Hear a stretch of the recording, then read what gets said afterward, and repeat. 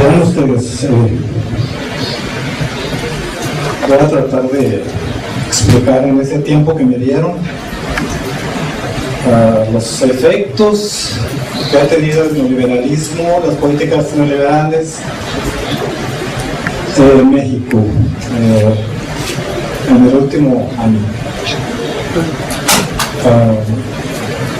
Resulta que en noviembre del año pasado, la prensa internacional financiera y muchos editorialistas, voceros de un cierto grupo de la oligarquía financiera internacional,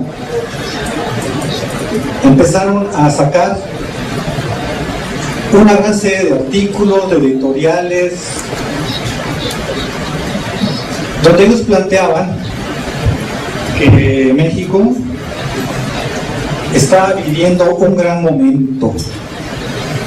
Era la transición entre el presidente Felipe Calderón y el actual presidente Enrique Peña Nieto.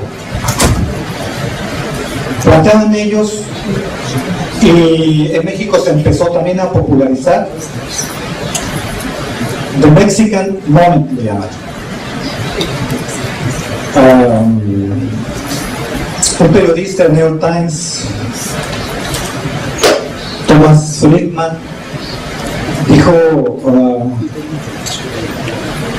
dice, México va a superar a China en el siglo XXI. También dijo que el país era un Aztec Tiger. Yo pensaba que algunos de los 53 millones de pobres mexicanos que existen, según cifras, otros dicen que hay más millones. Cuando yo esto verdaderamente haber llorado, dejó un sentimiento de tristeza. Seguramente no está hablando de México, dijo él. El periódico The Economist británico igualmente sacó una serie de artículos igualmente con el mismo tema. ¿Por qué? ¿Por qué decían que hay un Mexican Moment? Uno de los voceros de la oligarquía británica, un periodista australiano, Tim Harcourt, dijo lo siguiente: México vive un gran momento. ¿Por qué? Dice, la deuda del sector público es muy poca, es un 34% del Producto Nacional Bruto. Su déficit fiscal es de 2%, no tienen casi inflación, 3.9%, y otra serie de variables macroeconómicas. Y él dijo en noviembre, dice, las reformas estructurales que va a impulsar el presidente Peña Nieto en impuestos, seguridad social, educación, pensiones y políticas competitivas, con todo eso, México el año que entra, 2013, va a tener un 5% de crecimiento anual. 5% de crecimiento anual. Pues, en realidad, vamos a ver lo que es el Mexican Moment. Miren ustedes, según las estadísticas bastante confiables, el nivel de pobreza en México, ven la gráfica derecha, es de 11.5 millones de pobres que viven en extrema pobreza, y 53.3 millones que viven en pobreza. Eso es una medición. La medición de la izquierda, que es en base a otra métrica, dice que hay 32.9 millones de pobres extremos y 61.4 millones de pobres en general. La medición de la izquierda es más confiable porque es una medición que se hizo y que había funcionado en el sexenio de 2006 a 2012. Así que esa es la más confiable. La siguiente, por favor.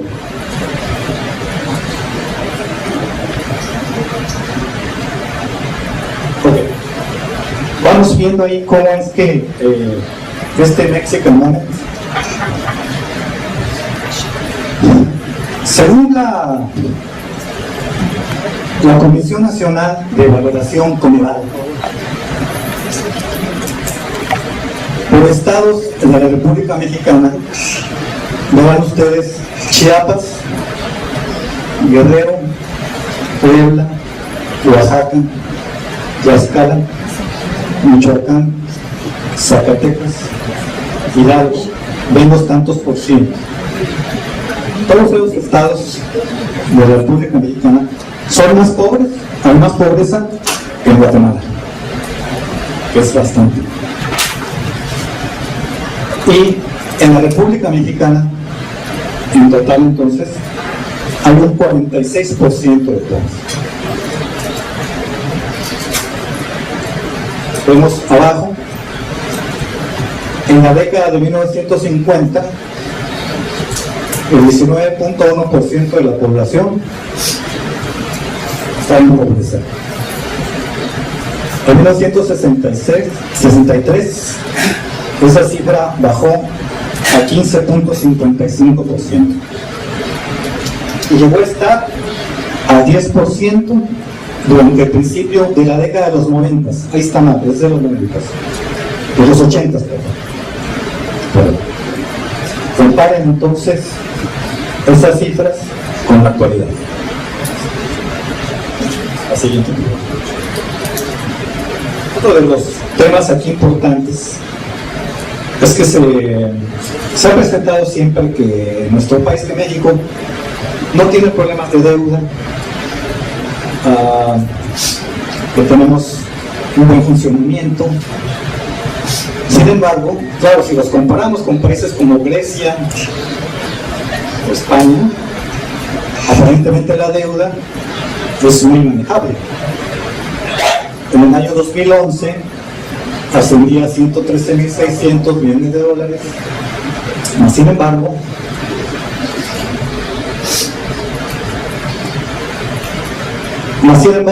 esta tendencia se viene incrementando desde el año 2010. La deuda interna del sector público era en ese año 3.211.000 más que en el 2010.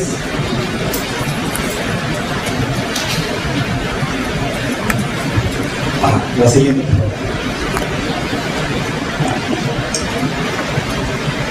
Para junio de 2013, la deuda externa es de 6.062.000 millones de pesos,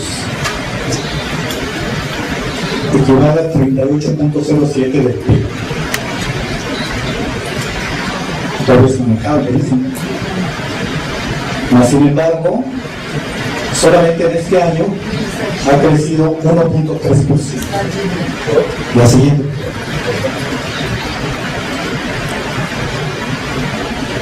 Ahí está. Entre 2006 y 2012 pasó del 27.8 del PIB al 36.8.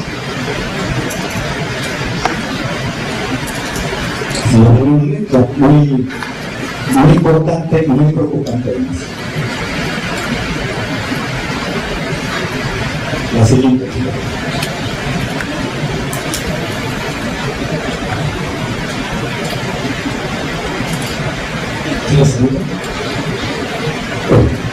Es Este tema lo va a tocar un poco más mi colega Mario.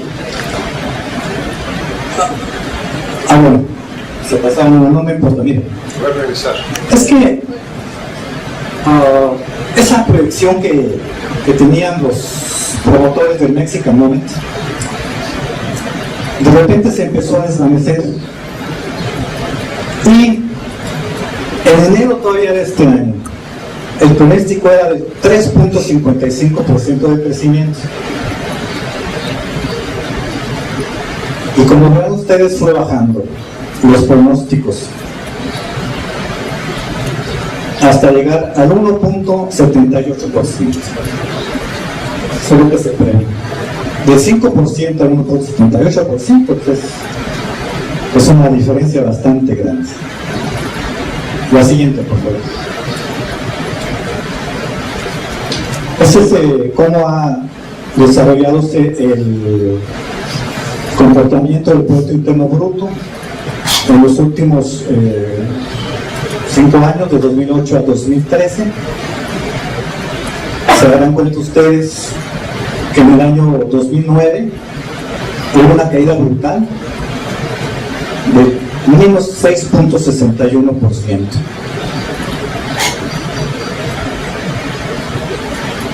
La tasa media de crecimiento anual es del 1.66%, que es muy por abajo del crecimiento poblacional. Bueno, y tengo un dato mucho más espantoso, que dice que en los últimos 30 años el crecimiento anual promedio del PIB en México es del 0.69%. Peor que Haití. Es el crecimiento más bajo de toda América Latina. Siguiente, por favor. Ese es el en términos del Producto Interno Bruto per cápita. Resulta que en el año 2013 va a estar en menos 0.1%.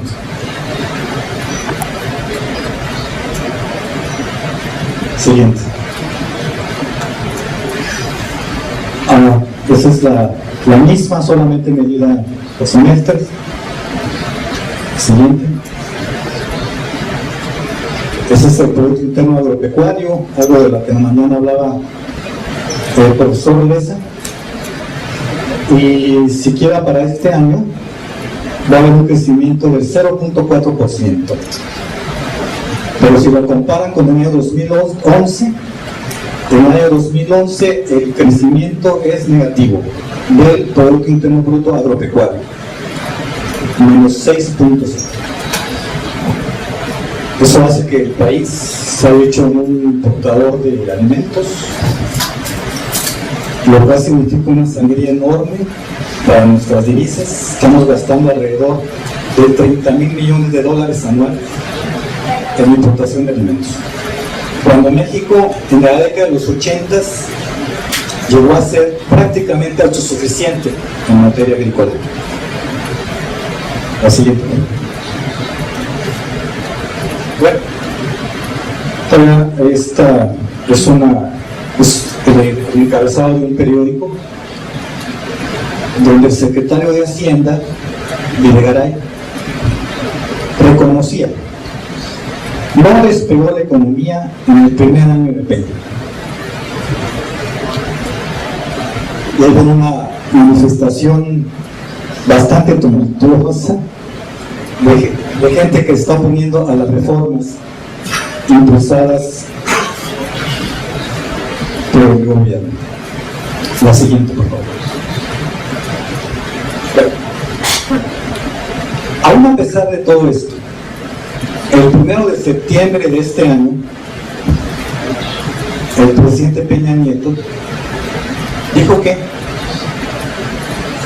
las reformas estructurales le urgen a México para poder crecer. Ese mismo día salió un análisis hecho por el Banco de México, una encuesta que hicieron con diferentes analistas económicos financieros. Y les preguntaron a ellos, ¿cuál cree que sea el principal factor por el cual México redujo sus expectativas de crecimiento? El 22% dijeron, es por la debilidad del mercado externo mexicano. El 15% dijo, es por la incertidumbre de la economía internacional. El 11% dijeron, es por la inseguridad en México. Y hasta el cuarto lugar, el 10%, dijeron, es por la falta de reformas estructurales. Es decir, que estaban más atinados, todavía están más atinados estos analistas que el gobierno mexicano y las reformas estructurales. Así. No, perdón, esta misma. Aquí me quiero detener un poquito, porque no nada más fue una propaganda escandalosa en torno al Mexican Moment, sino que también se utilizó para tratar de confrontar a México con Brasil. Es decir, a México nos están vendiendo la idea de que la asociación transpacífica es el elemento con el cual el país se va a desarrollar. Cuando nosotros sabemos que nuestra esfera natural de crecimiento y desarrollo es hacia Iberoamérica. Pero miren ustedes, The Mexican Moment. En el JP Morgan estamos convencidos que México va a tener posiblemente los próximos 3, 4, 5 y 6 años tan buenos como los tuvo Brasil a partir del año 2006. Eso dice JP Morgan. La siguiente.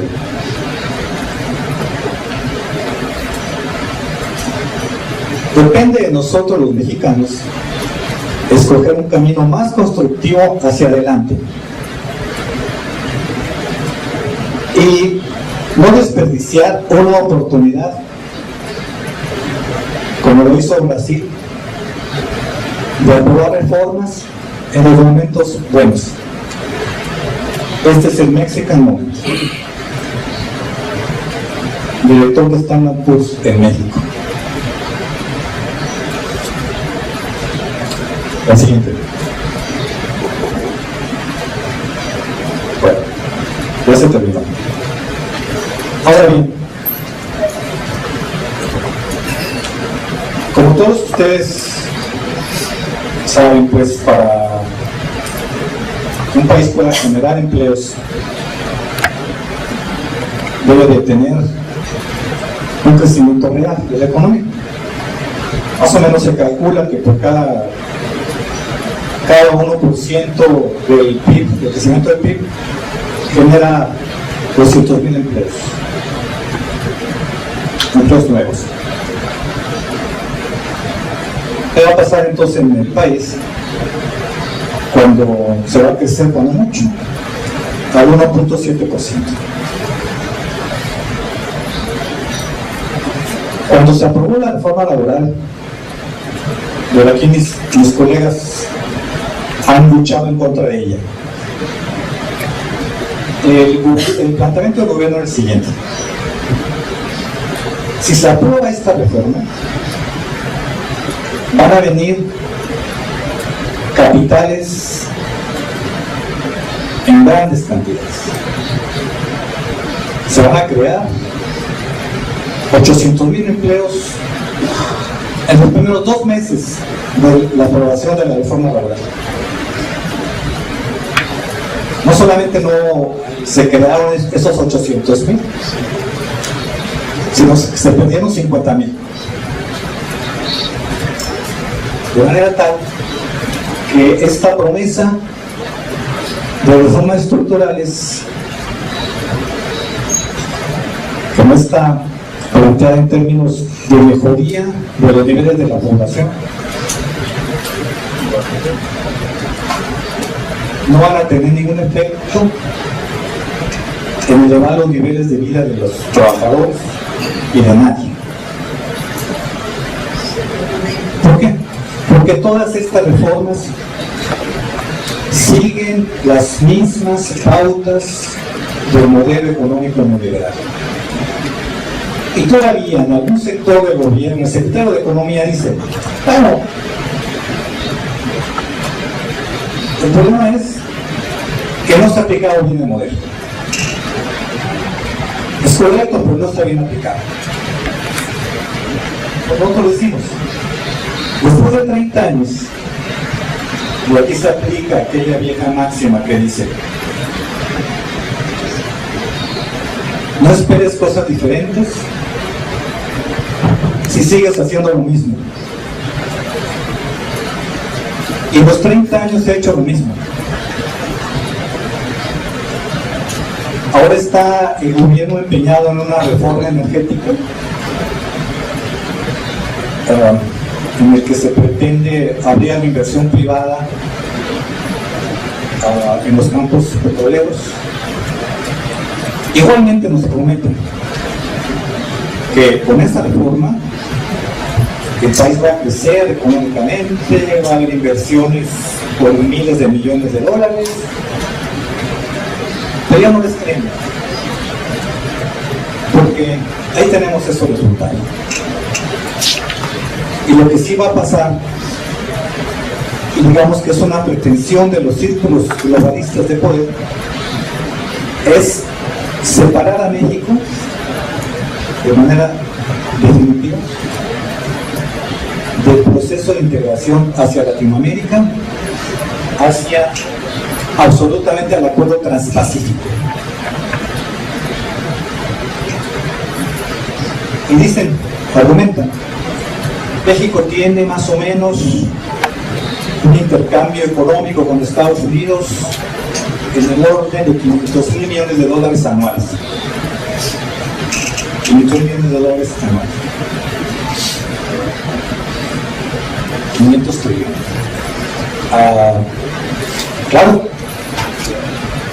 cuando los analistas consultados decían que el principal problema que tenía el país era la debilidad del mercado externo,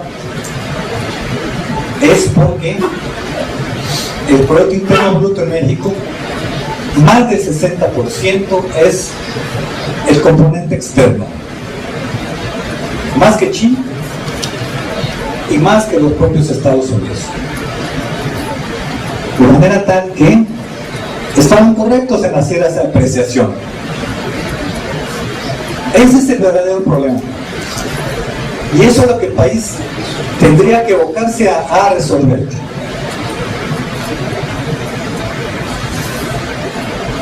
Bueno, pues esta panorámica del Mexican Moment,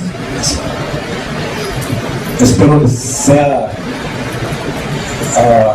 haya aclarado algunas dudas, por si pensaban que la asociación de México hacia los Estados Unidos, hacia Canadá y el NAFTA era positivo.